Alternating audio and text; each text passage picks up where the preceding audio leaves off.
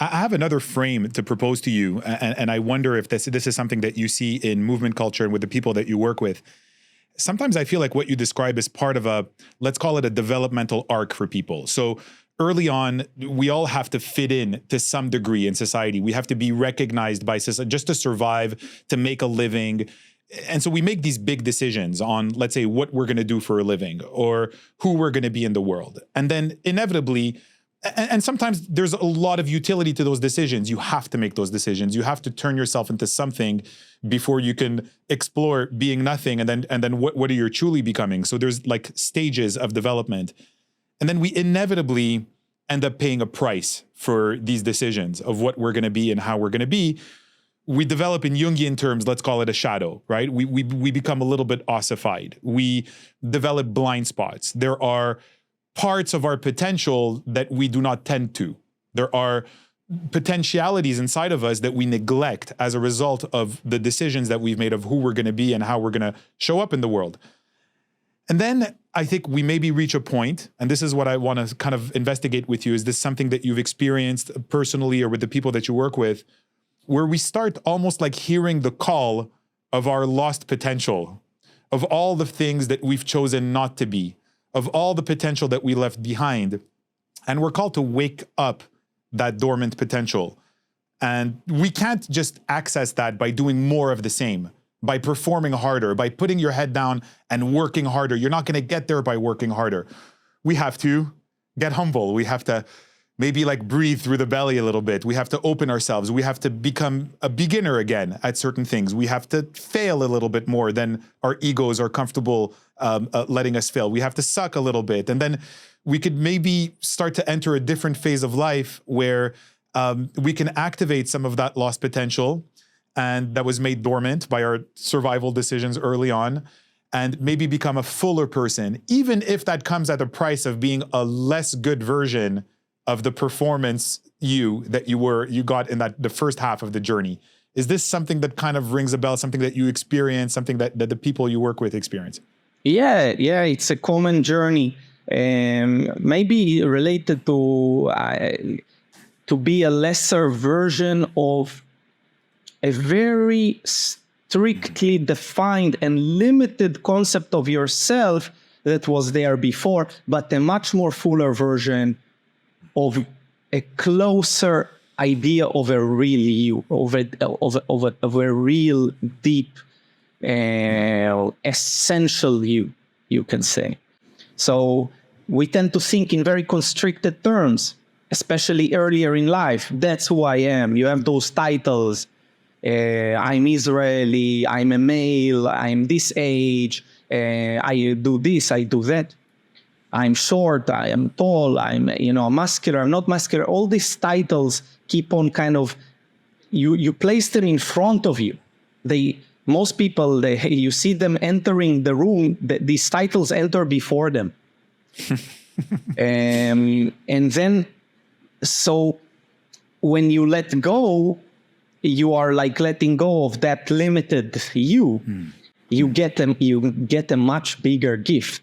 But that's first unknown, so you keep on hanging to that constricted thing. By the way, for me, it was something very much related to skill. So we're talking about, when I experienced it in relation to skill. So I have this skill, and then it's like, okay, is that skill who I am? I don't want to lose the skill. I don't want to lose the skill. But it's like, okay, what am I losing by holding on to the skill, by maintaining the skill? What else am I losing? I'll give you an example.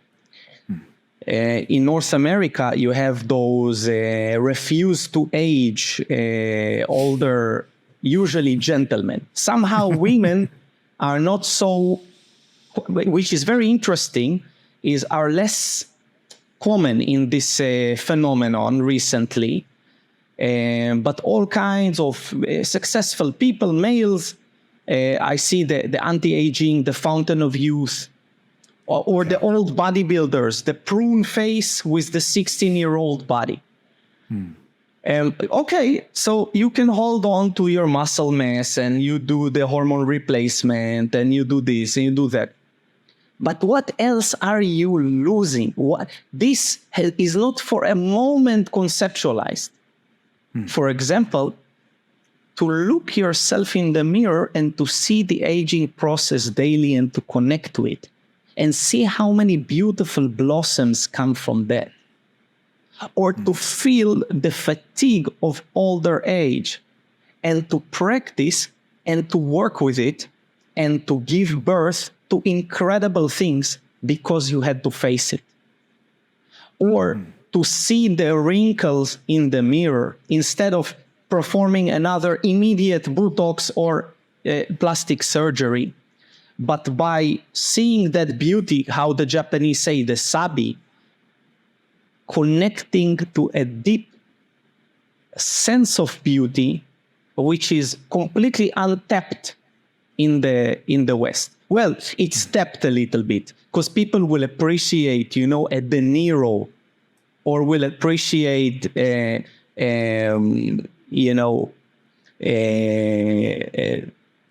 don't know, Gary Oldman. But then for themselves, no, that's not, that's not connecting. So maintaining things also too strictly, I'm not talking about the alternative. I'm not offering an alternative of, neglect. But I am talking about connecting to the flow around us, as you said, the nature around the tree. So that was a big thing for me. I didn't have too many fucks to give about how I look or whether, I have more white hair or less, but I did have a lot of relationship to my skill, which was hard earned. I didn't give too many fucks about the money that I made. I could very easily let go, but then I really cared about, the health of my body when it was threatened in some ways. This is another form of practice. So again, I don't offer any kind of neglect, but I am offering to connect to this beauty and to empower yourself beyond disease and into death even, in this beautiful way of exploration and being. For me, the practice should address that. The practice should not just offer more and more tools to maintain and to hold. This is great, and it does that. I still have my six-pack, and I still, protect my joints, and my body moves well. But I'm also discovering deeper and beautiful things inside of myself and outside of myself, which I would have never discovered if I was holding on too tightly. So the tree is not trying to look like the young tree that it was at a certain age, or the image of what a tree is. You keep evolving. And I always wonder, like, these people that are heavy into let's call it the denial of aging, or the desire to stay young and to be how they were when they were young. I always wonder, you also see sometimes people that are, they maintain the discipline, they maintain, let's say, healthy eating, they maintain a lot of movement. They seem to look like a more graceful version of an older person, let's say, than some of these, like, I'm in denial and I'm trying to cover up the aging. There's almost like an acceptance of what is, which is the chronological aging, but in a way you can still stay in very good shape, but in a way that kind of accepts the process of aging as opposed to trying to deny it. So that's what I hear when I'm hearing you, and it's almost like you're now back on the path of exploration, because now you're in a place that you haven't been before. Yes. And I say to people, even in relation to age, I said before to people, I offered age should be disregarded, but aging should be accepted and worked with.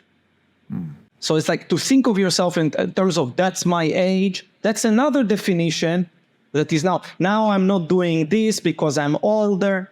You're again limiting yourself. You're again setting yourself into traps.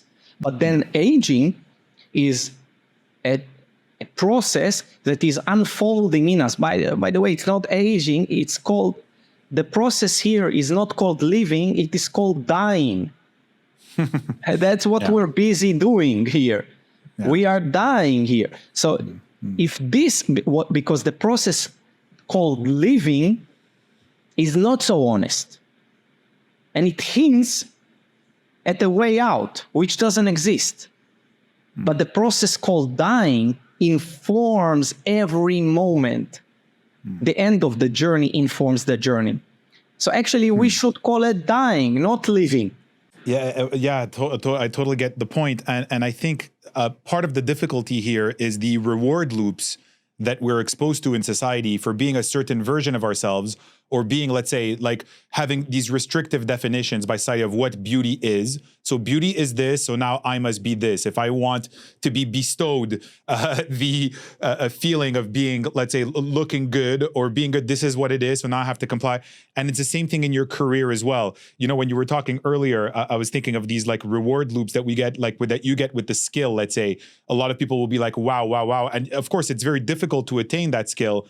And then at the same time, you have the reward loops. And then that makes it so much harder to let go of.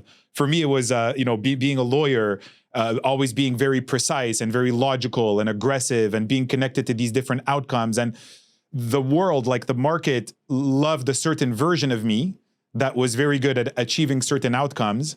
And then I got caught up in those reward loops. And then it was like, okay, more. Like the business people discovered a tool that they liked, and then they just wanted more and more of the tool. And in a sense, you become instrumentalized by society's definitions of what it looks up to, or certain outcomes that are valued in society. And then then you become that version, right? Like you'll become the skillful Ido that does the one-handed headstand, and everybody's like, okay, that's Ido. Oh my God, when is Ido going to do that move? You know?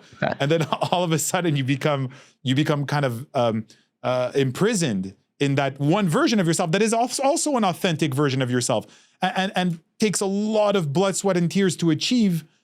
But then there's all that lost potential. And as you say, it's like, okay, but what are you not exploring? What are you maybe losing by staying attached to that? And, I'll take your example as being a lawyer and being, for example, on time. Mm-hmm. And, here is this complex little relationship. You're a successful lawyer and you're always on time. But what happened if you were not on time? Oh. Maybe you would have become a greater lawyer. Maybe at certain scenarios. I'm very punctual, Ido. I'm very punctual. That is, you hit it on the head. It's like, and when other people are not on time, it drives me crazy. I fully understand. So let me complete the thought. So maybe missing one train or bus would have gotten you to a place which impossible to get by being on time. But if that becomes an excuse for weakness, that is an error. So if you can be on time, work on yourself, practice yourself, cherish it. But also, if it is impossible to be on time and something happened, learn to let go, to enjoy that. And this kind of fine line, I see 99% of the people falling on both sides. But very, very few people do their best, not use anything as an excuse like this new agey crowd and just let it go. You don't need to do anything. You're already an immortal soul. You're floating, But on the other hand, total lack of working on oneself, dealing with the deep demons, hard work. You can be on time, make it important. But if you are not allowed to be on time, the whole world does not collapse. And you might even discover that this is the only way to go to the next level, to let go of that. Or to fuck up something, or to have a Skype call jump in the middle of a podcast. Yeah.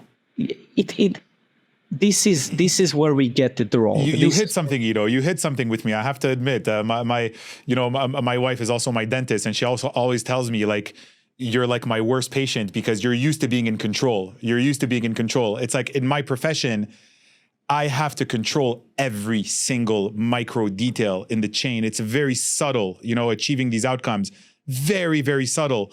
And so there's like a side of me that's developed through that is very much about the self-control, the discipline, the detail. But I like that. Sometimes you're not allowed. So that's good. It's good.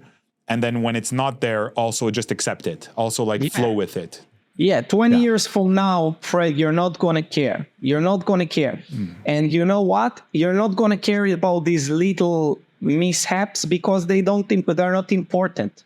But 20 years from now, you are going to care that you cared to be on time, that you worked hard on yourself, not caved to your weaknesses. That's the balance. That's the balance. And we can see it with the eagle's eye. But sometimes in the day-to-day, we forget.